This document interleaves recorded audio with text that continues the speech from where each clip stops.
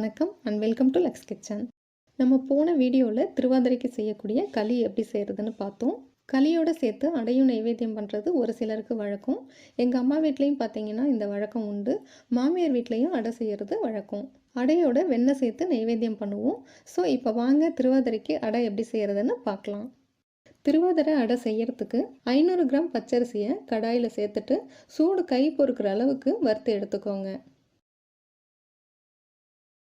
வறுத்த பச்சரிசியை மில்லில் கொடுத்து நல்லா ஃபைனாக அரைச்சி வாங்கிக்கோங்க. இந்த மாதிரி செய்யலாம். அப்படி இல்லைன்னா கூட உங்கள் வீட்டில் பச்சரிசி மாவு வச்சுருப்பீங்க இல்லையா, அதில் 1 கப் மாவை இதே மாதிரி சூடு கை பொறுக்கிற அளவுக்கு வறுத்து எடுத்துக்கோங்க. இப்போ நான் 1 கப் மாவு எடுத்திருக்கேன். அப்புறம் 1/4 கப் துருவின தேங்காய், 1/4 டீஸ்பூன் ஏலக்காய் தூள் எல்லாத்தையும் சேர்த்துட்டு நல்லா கலந்து வச்சுக்கலாம்.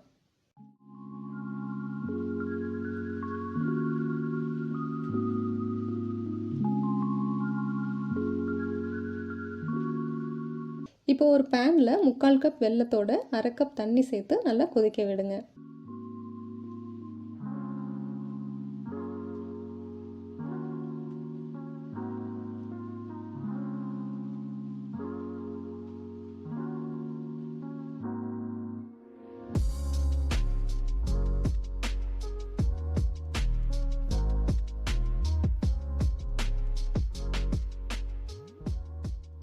கொதி வந்ததும் அரிசி மாவில் வடிகட்டி சேர்த்துக்கோங்க.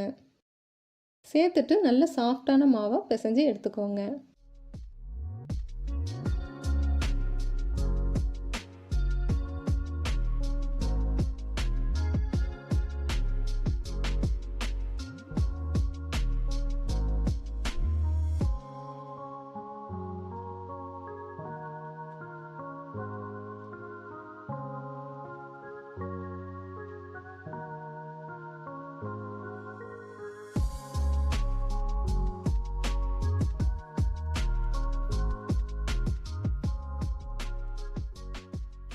ஒரு வாழை இலையில் நெய் தடவி பிசைஞ்ச மாவை ஓரளவு திக்காக தட்டி எடுத்துக்கோங்க.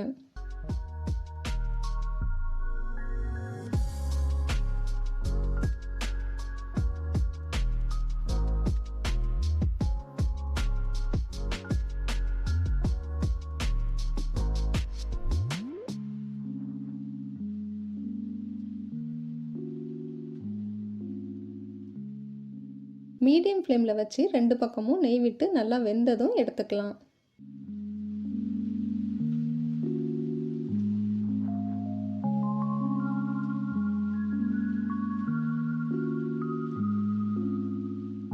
இப்போ நமக்கு திருவாதிரை அடை ரெடி ஆயிட்டு.